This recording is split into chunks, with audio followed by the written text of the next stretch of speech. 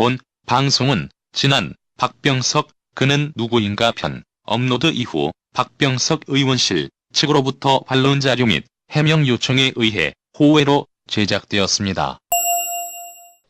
지난 방송 박병석 그는 누구인가 편이 업로드된 이후에 박병석 의원실로부터 반론 입장이 전달되었습니다.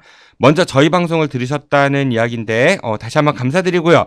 네, 저희 방송 더욱더 열심히 하겠습니다. 그러면 박병석 의원실에서 문제를 제기하셨던 방송 부분과 이에 대한 문제 제기 그리고 저희 아는 것입니다의 입장이나 해명을 전달해 드리도록 하겠습니다. 우선 첫 번째 장면 들어보시죠. 이분 집이 어딘지 아세요? 제가 자연스럽게 공격으로 들어갑니다. 이분 집이 어딘지 지금 아세요? 하시는데 그건 지역구고.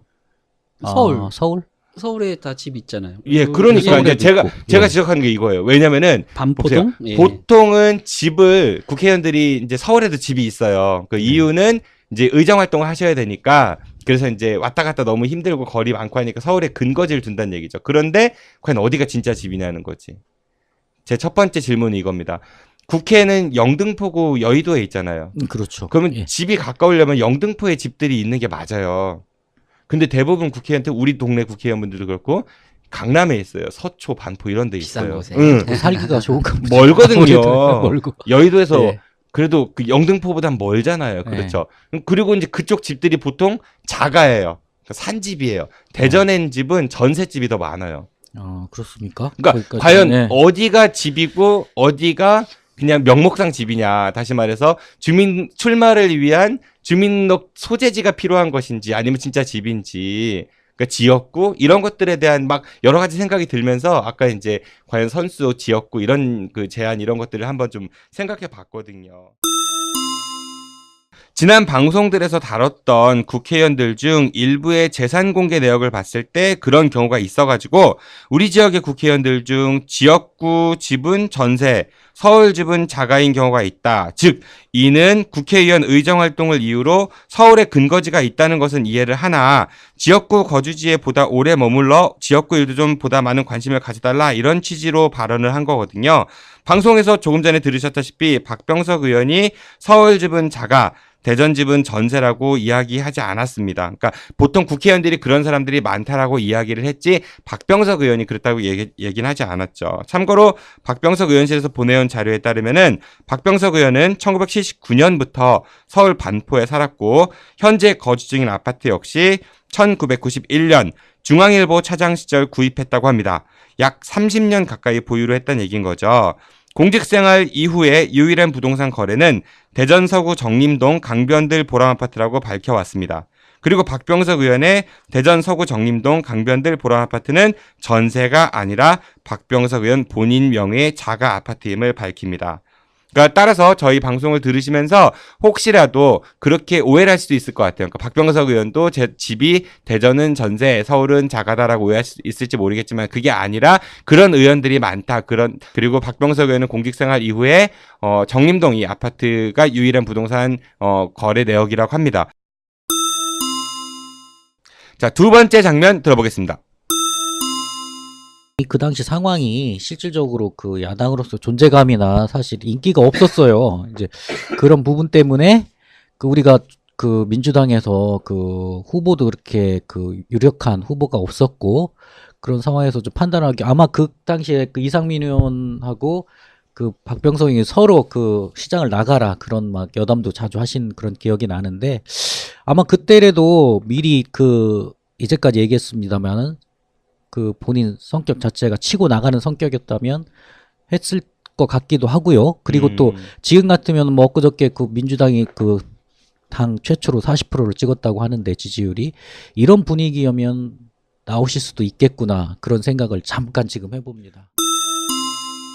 이건 들으신 바와 같이 김창관 의원이 박병석 의원이 대전시장에 출마를 저울질했다 이런 말이 아니라 이상민 의원과 서로 상대방에게 대전시장에 한번 출마해보면 어떠냐라는 그런 말이 오갔다는 것을 말했죠. 이는 언론 보도를 통해서도 많이 나와 있는 내용입니다. 2013년 7월 4일 굿모닝 충청 보도에 따르면은 2003년 7월 1일 민주당 대전시당 회의실에서 가진 기자간담회에서 박병석 당시 국회 부의장이 권선택 전 의원도 좋지만 승리할 수 있다면 이상민 의원의 출마도 강력히 건의할 것이라고 말한 내용이 있습니다. 그리고 2014년 1월 13일 대전시티저널에 따르면 이상민 당시 민주당 대전시당 위원장이 박병석 국회 부의장을 대전시당 후보군으로 끌어들일 수도 있다라고 이야기했습니다. 하지만 결국 박병석, 이상민 두 국회의원은 대전시장 불출마 의사를 공식적으로 표명을 하죠. 참고로 김창관 의원의 현재 민주당 지지율이면 대전시장 후보로도 출마할 수 있겠다라고 생각해본다라는 취지의 발언은 박병석 의원이 현재의 지지율로 출마하겠다는 이야기가 아니라 김창관 의원이 개인적으로 그렇게 생각해볼 수 있다라는 견해를 밝힌 것입니다. 자, 이에 대해서 박병석 의원실은 현재까지도 대전시장에 출마할 생각이 전혀 없다는 입장을 저희 방송에 전해왔습니다. 그리고 그 입장은 불변이라고도 강조했습니다. 자, 이에 대해서 발언 당사자이신 김창관 의원의 말씀도 좀 들어보죠. 예, 제 생각은 그 당시 출마할 수도 있었다는 건데 그 박병석 의원이 그 아니라고 하셨기 때문에 그 오해가 있었던 것 같습니다. 이제 그 부분은 제가 사과를 드리겠습니다. 네, 알겠습니다. 자, 다음 장면 들어보시죠. 공격을 해볼게요, 의원님. 우리 지난번에 다뤘던 누구죠? 정진석 의원 때도 이야기했고, 전에도 얘기했지만은, 이분도 재산이 좀 많으세요. 그러니까 이분은 이제 처음에 사회생활은 기자로 하셨고, 직장인이죠? 뭐 중앙일보가 월급이 얼마나 많은지 모르겠지만은, 2016년 올해입니다. 이분이 이제 공개하신 재산 내역이, 신고 재산이 35억, 8,875원, 그러니까 약 36억 정도가 되시거든요. 좀 많으신 편이죠. 근데 정치하시는 분들이 자꾸 궁금증이 정치를 해서 돈이 잘 벌리는 건지 아니면은 돈이 많아야 정치를 하는 건지에 대한 물론 뭐 양비론으로 둘 수는 없지만은 어떻게 생각하시는지요? 그거는 보면은 저희가 여기를 진행해보다 저도 하나 발견한 게 있는데 2000년대 초반에서 한 10년도 그쯤에서 이제 강남 쪽에 부동산이 폭등을 하는 것 같아요. 네.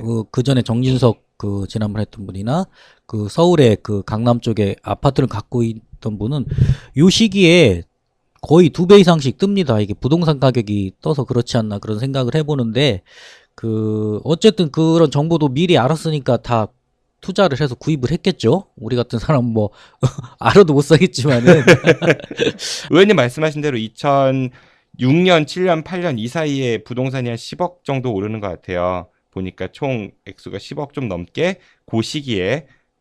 근데 그쵸, 우리 일반인들 생각에는 좀 그래도 이렇게 뭐랄까 거리가 있죠. 아무래도 좀 일반적으로 생각하면 있죠. 이제 예. 이분 이제 기자 생활을 좀 하시다가 정치에 들어오셨는데 과연 우리가 지금 재산 신고로 등록돼 있는 2006년 거를 최초로 보는데 이미 벌써 16억 5천만 원이란 말이에요. 네. 예, 그러니까 적은 돈은 아니죠. 이미 뭐 건물을 한두 개는 건물이나 아파트 정도는 이미 구입한 그런 상황이잖아요. 과연 이게 월급쟁이로 가능했을까? 뭐 이런 의구심은 좀 들죠. 부정하다는 취지가 아니라 이미 많이 좀 가지고 시작했다고 보고, 그래서 2006년에서 2007년을 1년 만에 말씀하신 대로 10억 정도가 16억에서 27억으로 이렇게 뛰는 거잖아요. 부동산 가치가 거의 10억 정도가 뜁니다. 물론 당시에 부동산 투기 바람이 좀 불었긴 해서 많이 뛰는 건 맞지만 과연 이게 정상적인가? 이제 이런 생각이 들고, 또 심지어 2007년에서 2008년으로 1년 또 지나니까 이게 7억 정도가 또 뛰네요. 와, 그래서 이 정도면 뭐 거의 뭐 부동산 전문가 수준 아닌가요?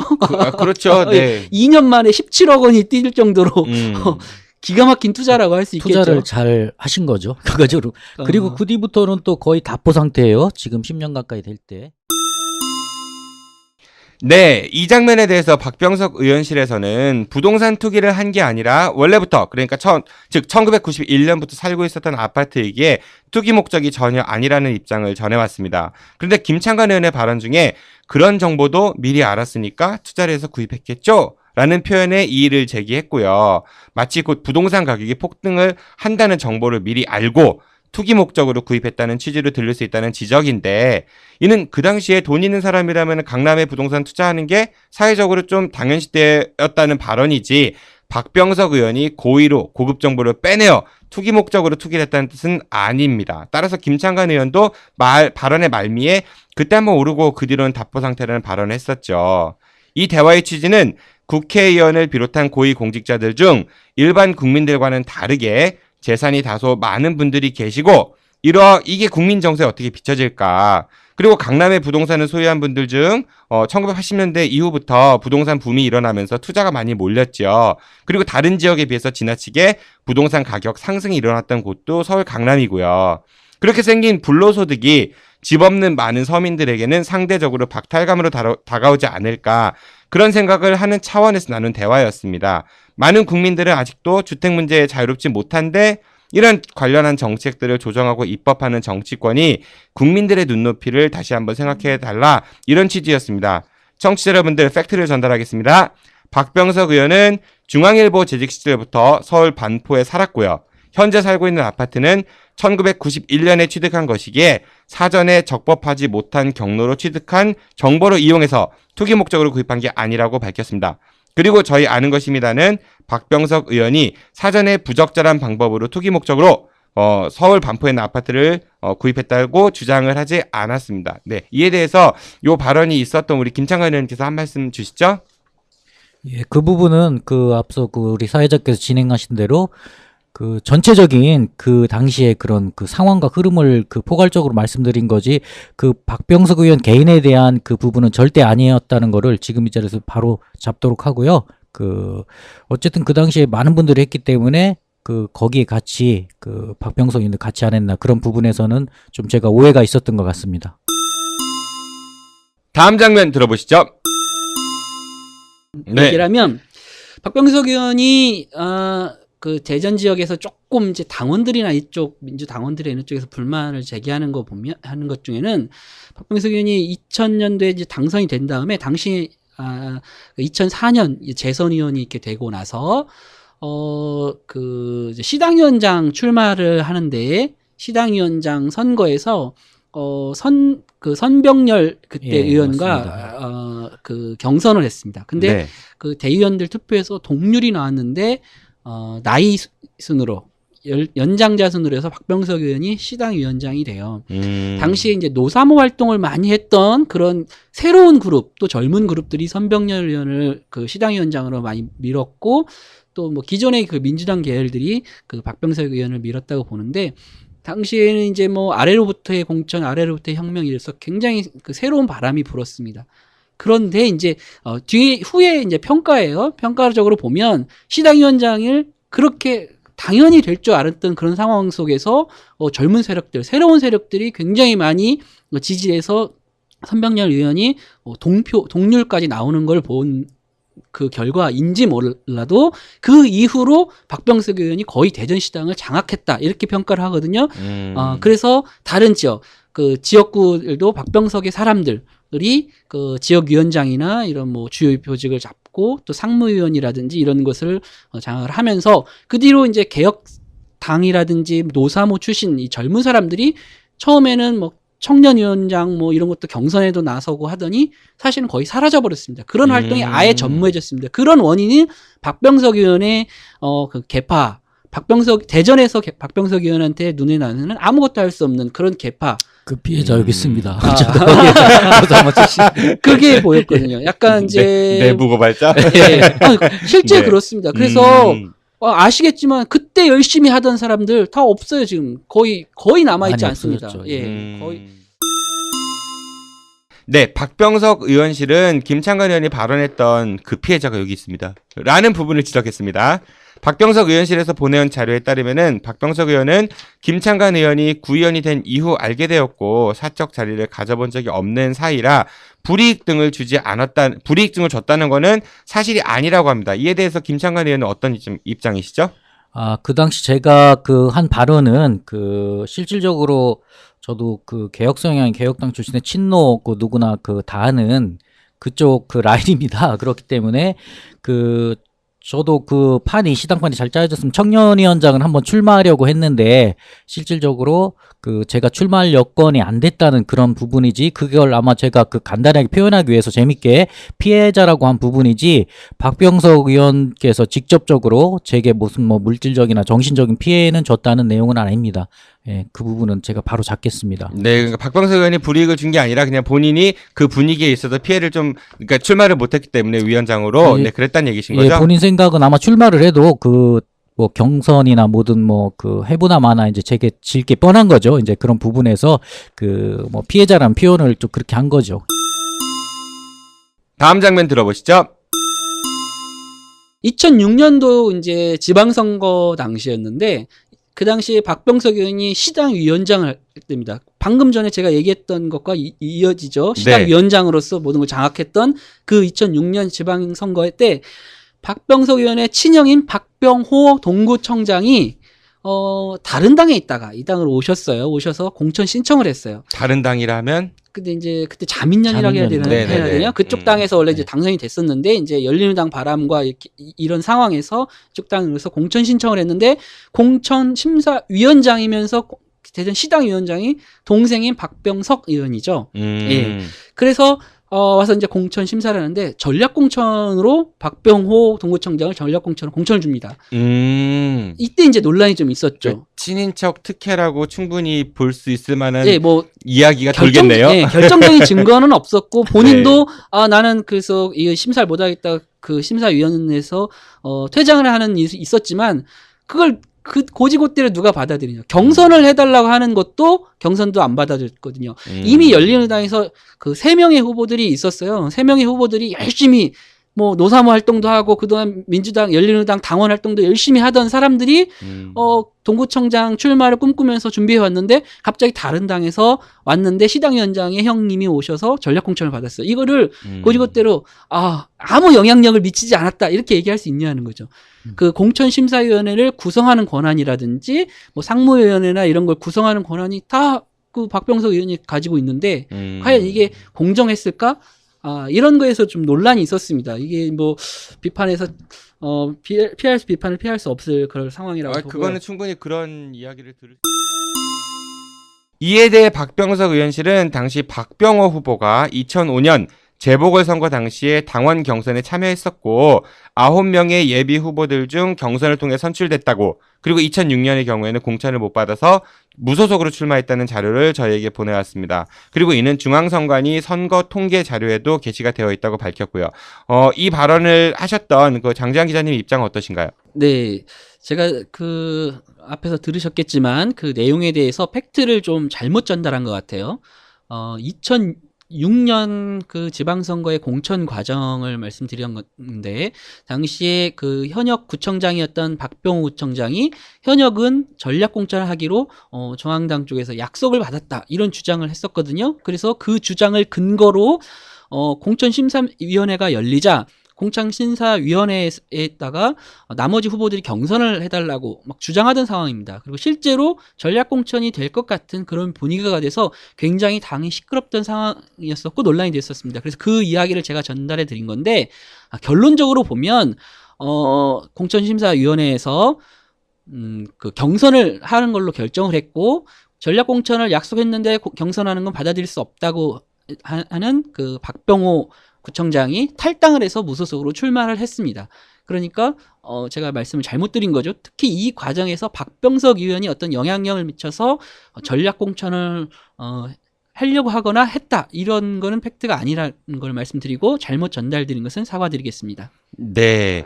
그러니까 2005년 재보궐선거 당시와 2006년에 선거 때의 시기에 좀 혼동이 있으셨던 것 같아요. 팩트를 전달함에 있어서. 네. 네.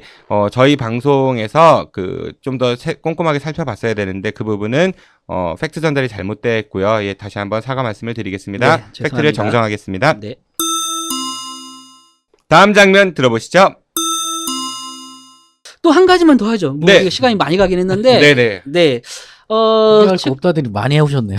최근에는 이런 논란이 있습니다. 이거는 박병석 의원과 직접 관련이 없을 수도 네. 있지만 이건 좀 짚고 넘어갈 게 뭐냐면 뭐 5선이고 지역에서 워낙 그 비중 있는 인물이니까 뭐 계속 이런 게 지적이 되는데 대전시 의회에 4급 교육 전문위원 자리가 있었는데 이 논란이 한 번 있었습니다. 이게 이제 누구로 내정이 됐다. 이런 논란이 있었는데 그 내정된 사람이 박병석 의원의 보좌관 출신이다. 이제 이런 논란이 있었습니다. 그래서 사람들이 얘기하기를 왜 교육 전문위원이면 교육 전문가가 와야 되는데 교육 전문가도 아닌 사람인데 왜 하필 또 박병석 의원을 보좌관 출신을 갖다 앉히려고 할까? 이거 박병석 의원이 요구한 거 아니냐? 권선택 시장 당선시켜놓고 위에서 상황 정치하는 거 아니냐? 이런 비판이 일었습니다. 충분히 그런 비판이 있을 만하고 이거는 책임을 누구한테 물어야 되느냐? 저는 박병석 의원이 책임져야 된다. 만약에 정말 자기가 그런 마음이 없었다면 왜 오해사게 이런 거 하느냐? 전문 지식 가지고 있는 사람도 아닌데 절대로 하지 마라. 결국은 무상이 됐습니다. 여론에 밀려서 네. 이런 거 하지 말아야 된다. 저는 그렇게 생각하는데 이 지점도 박병석 의원이 좀 심사숙고해서 이런 일들이 없도록 해야 된다. 그 보도자를 보면 이제 그 당시 박병석 의원은 그 코멘트를 안 하다가 난 관련이 없고 그 당시 의장이 김인식 의장이었었어요. 그죠? 근데 김인식 여성분이요? 예, 예. 네네. 그 두 분은 내가 보면 친남매 사이 좀 되게 친합니다. 그래서 저는 추측건데 우리 장재환 기자 내정된 사람 얘기하는 거죠? 내정된 분. 예. 네, 그래서 추측건데 그 김인식 의장께서 그 당시 그 지방선거를 떨어졌죠. 그 내정됐던 분이 그죠? 그래서 마땅히 갈 데도 없고 하니까 그런 보훈 차원에서 김은식 의장의 작품이다. 네, 그러니까 시민들은 그런 게 싶어요. 싫은 거예요. 무슨 보훈이고 뭐 그게 무슨 자기들 거 아니잖아요. 그러니까 저 얘기는 그거예요. 팩트는 그쵸. 그게 좋다는 게 아니고 박병석 의원이 개입하진 않았다. 이제 그런 식으로 이제 말씀을 드리고 본인도 그렇게 인터뷰를 했기 때문에. 자, 이 부분에 있어가지고 박병석 의원실은 박병석 의원은 이 사안에 대해서 사전에 몰랐고 나중에 인지한 다음에는 불가같이 화를 내며 사퇴를 시켰다는 그 입장을 전해왔습니다. 이 같은 사실은 상대 진영에서 후보 비방 목적으로 퍼뜨리는 오보 내지는 허위 사실로 명예훼손이라고까지 지적을 했는데요. 근데 이미 저희 방송에서 김창관 의원이 이와 같은 박병석 의원의 입장을 전달을 했거든요. 네, 김창관 의원님 이 대해서 한 말씀 더 주시죠. 예, 그 토론 중 그 말미에 저도 이제 그때 방어수였죠. 이제 박병석 의원의 방어수로서 그 박 의원님께서는 모르는 게 확실하다. 이제 그 말씀을 제가 분명히 말미에 드렸어요. 예. 네, 말씀하셨고 제가 이제 문제를 지적했잖아요. 그러니까 이런 상황이라면 박 의원님이 좀 책임자로서 아니면 이 지역의 그 어른으로서 책임이 있다 이런 얘기를 드렸는데 만약에 이를 알았으면 이렇게 하면 안 된다 이런 지적을 드린 거죠.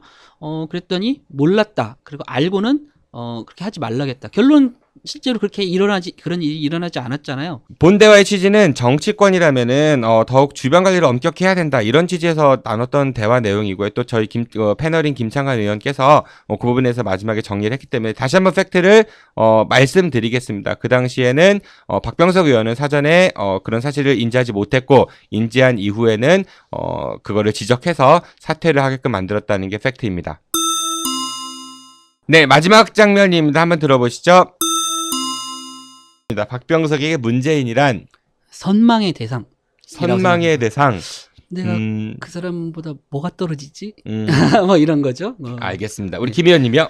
뭐 가깝지도 않고 멀지도 않고 그때 달라요. 그때 달라요. 이분한테는 가까운 게 없는 것 같아요. 지금까지 세 분 얘기를 했는데 그렇죠? 네. 끝으로 이제 김창관 의원님께서 박병석 의원님께 조언하시고 싶으시거나 아니면 당부하시고 싶으신 말씀 있으면 해주세요. 예, 앞서 뭐 저희들도 얘기를 했습니다만 정치인은 이슈나 어떤 사건이 있을 때 목소리를 좀 내야 됩니다. 신중한 것도 좋지만은 그런 게 이제 지지율이나 이런 인지도에 관계가 있다고 생각을 하고요. 그렇지만 항상 또 부지런함과 성실함은 또 우리 박병석 의원을 따라갈 의원이 없어요. 이 부분에 대해 박병석 의원실은 김창관 의원이 자신의 지역구도 아니고 그러니까 대전 서구 갑이고 저희 김창관 의원은 대전 서구 을 쪽에 있는 서구 구의원입니다. 그리고 자신과는 직접 잘 알지 못하는 구의원이 본인의 그러니까 박병석 의원의 친소 관계를 어떻게 아느냐. 근데 왜 문재인과 가깝고도 먼 사이다라고 이야기를 했느냐라고 이제 얘기를 하셨어요. 그거에 대해서 우리 김창관 의원님 입장 한번 얘기해 주시죠. 예, 맞습니다. 그 특별한 친소 관계는 없고요. 그러니까 다만 저도 그 같은 서구의 우리 지역구의 의원님으로서 그 주민의 눈으로 바라본다는 그런 시각으로 제가 발언을 한 것이지 뭐 연구하거나 깊이 이거를 뭐 해서 그렇게 발언한 건 아닙니다. 극히 우리 주민 입장에서 봤다. 그렇게 이해해 주시면 고맙겠습니다. 그러니까 이 발언은요. 박병석 의원이 문재인 전 대표를 이렇게 생각한다가 아니라 김창관 개인이 봤을 때 박병석에게 문재인은 이런 존재일 것 같다라는 그 개인의 견해를 밝힌 겁니다. 그러니까 이거는 개인의 견해이지 박병석 의원에게 문재인은 그런 사람이다라는 이야기가 아니라는 것을 다시 한번 말씀을 드립니다. 또한 이슈에 박병석 의원이 목소리를 많이 내야 된다라는 그런 코멘트를 저희 패널인 김창관 의원께서 하셨는데 이에 대해서 박병석 의원 측은 이슈에 목소리를 냈다라는 그런 여러 가지 정치 이력을 나열해서 보내왔습니다. 뭐 예를 들어가지고 2008년 쇠고기 파동 당시에 협상 타결을 그래서 국회 정상화에 큰 역할을 했다라는 점, 아니면 2015년 안철수 문재인 두 분의 갈등 및 탈당 사태에 대해서 안철수 의원이 탈당한 당일 자택에 가서 단독 면담했다는 이야기, 아니면 올해 국감 이야기, 여러 가지 경력들을 나열해 왔어요. 그런데 거듭 말씀드리지만은 이거는 김창관 의원 개인의 생각이지 박병석 의원이 그렇다라고 단정하거나 그런 사실관계를 전달한 게 아닙니다. 지금까지 박병석 의원실에서 전달해온 방송에 대한 입장을 저희 전해드렸고요. 그리고 저희 입장과 그 다음에 사실관계가 잘못된 부분들에 대해서는 수정을 해드렸습니다. 가장 고무적인 거는요. 일단 저희 방송을 들어주셨다는 거 너무 감사드리고요. 저희 방송의 취지는 대전 충청 지역에 많은 시민들이, 유권자들이 보다 많은 관심을 가지고 우리 지역의 정치인들, 그리고 행정하시는 분들, 여러 가지 시정들, 정책들에 많은 관심을 갖고 보다 시민들이 많이 참여를 유도할 수 있도록 정보를 제공해 드리는 게 목적이고요. 그리고 보다 저희도 이번 계기를 통해서 더욱더 많은 공부, 그리고 더욱더 많은 취재를 한다는 걸 약속을 드리겠습니다. 저희 방송 들어주셔서 감사드리고요. 그리고 끝으로 이 처음으로 저희가 이제 반론이나 이의를 받아가지고 이런 호혜를 편성을 했어요. 더민주 소속이시니까 김창관 의원님께서는 당사자시고 좀 여러 가지 입장도 그러실 텐데 한 말씀 부탁드리죠. 네. 예, 어쨌든 더민주 의원으로서, 패널로서, 제가 항상 방어수 역할을 합니다마는, 우리 민주당 의원님들 나오실 때, 아마 이번에 제대로 제 역할을 못하지 않았나, 한번 요기회로 반성을 해보고요. 좀 더 노력해서 더 좋은 방송이 되도록, 앞으로, 지켜봐 주시기 바랍니다. 예. 장지한 기자님께서 한 말씀 주시죠. 우리 김창관 의원님이 방어하다가 지금 공격을 당하셨네요. 역으로 된 거죠. 네, 사실을 기반으로 해서 비판을 하는 게 맞죠. 예, 뭐 그렇게 잘못된 것은 저희가 사과를 드리고 바로 잡는 게 맞습니다. 또한 이제 동시에 또 어떤 우리를 대표하는 정치인들의 그 정치 행위에 대해서는 또 우리가 자유롭게 또 비판도 할 수 있고 의견을 나눌 수 있는 그런 문화가 되면 좋겠고요. 또 이런 비판에 대해서 의원님들이 직접 나오셔서 또 같이 맞아요. 이야기도 네. 하면 더 좋을 것 같아요. 예, 출연해 주세요 한번요. 네. 박병석 의원님 한번 부탁드립니다. 네, 그러면 좋을 것 같습니다. 네. 네, 저희 방송 들어주셔서 감사드리고 지금까지 박병석 의원실에서 보내온 자료를 바탕으로 박병석 의원 측의 입장과 저희 입장을 함께 담아보았습니다. 더욱 노력하는 아는 것입니다가 되겠습니다. 박병석 의원님 한번 나와주시는 거죠? 네, 청취해주셔서 고맙습니다.